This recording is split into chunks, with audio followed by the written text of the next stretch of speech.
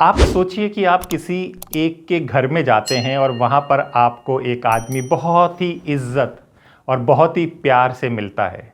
वहीं पर एक दूसरा आदमी जैसे ही आप एक कदम आगे बढ़ाते हैं वो आपको गालियों से संबोधित करता है, तो आप क्या सोचेंगे? नमस्कार, मेरा नाम हैदर अब्बास नकवी है और आप लोग मुझको इस वक्त दास स्वतंत्र पर देख रहे हैं।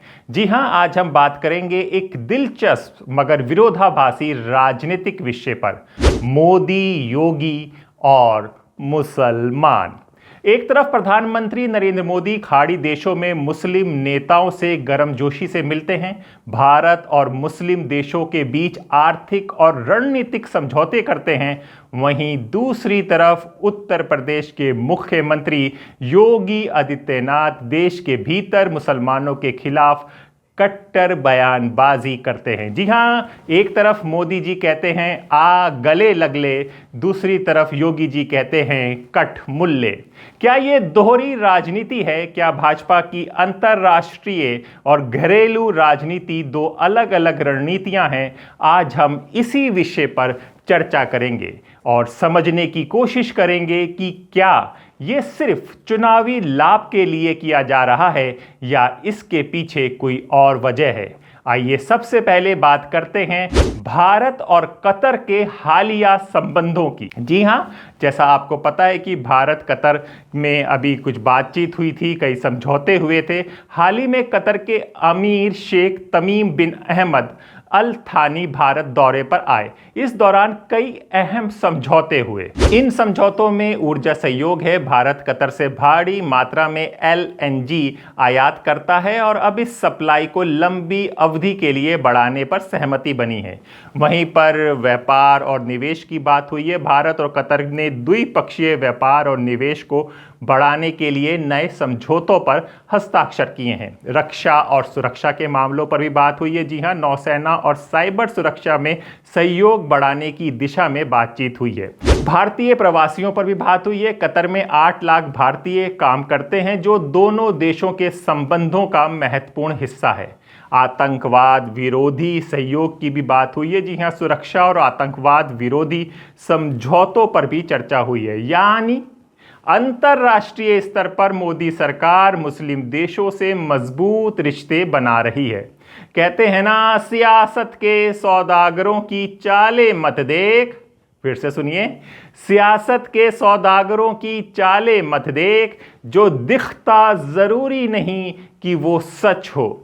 लेकिन अब जरा घरेलू राजनीति पर नजर डालते हैं, जहां योगी आदित्यनाथ मुसलमानों को लेकर विवादित बयान देते रहते हैं।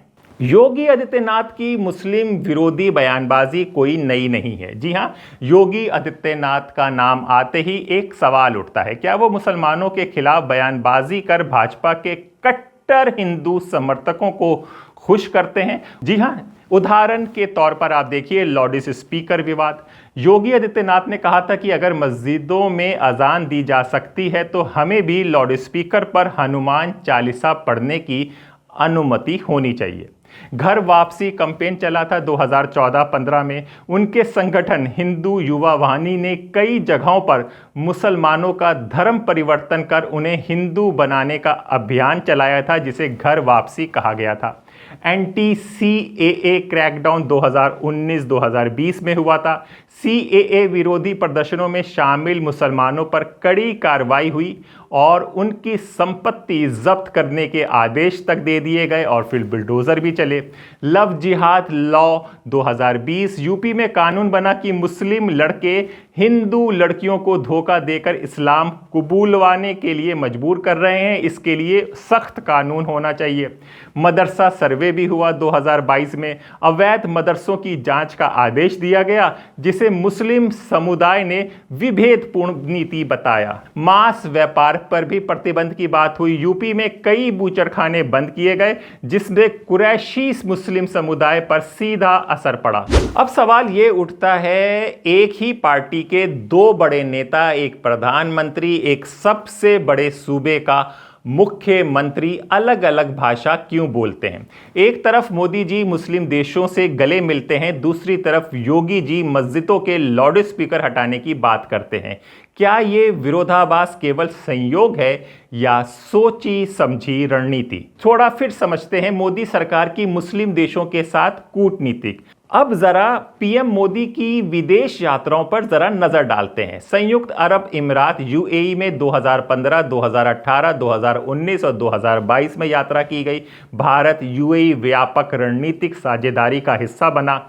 CEPA comprehensive economic partnership agreement पर हस्ताक्षर हुए। अबू धाबी में पहला हिंदू मंदिर बनने की अनुमति मिली।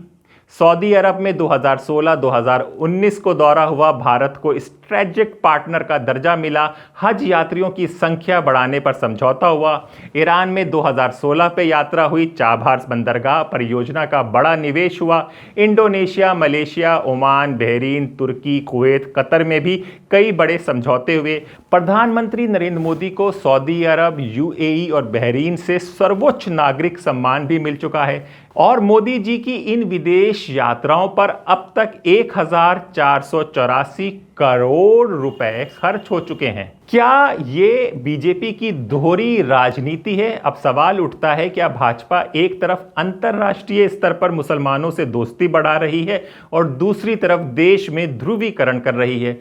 क्या योगी आदित्यनाथ जैसे नेता भाजपा के कट्टर हिंदू वोट बैंक को साधने के लिए मुस्लिम विरोधी बयान देते रहते हैं? क्या यह केवल चुनावी लाभ के लिए किया जा रहा है?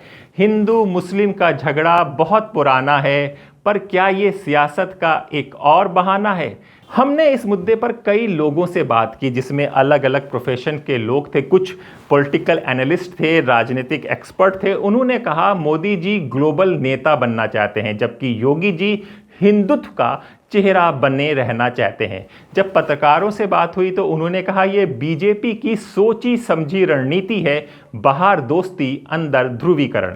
विपक्ष से जब बात हुई तो विपक्ष ने इस पर हमें बताया भाजपा दोहरा खेल खेल रही है, विदेश में सेकुलर, देश में सांप्रदायिक।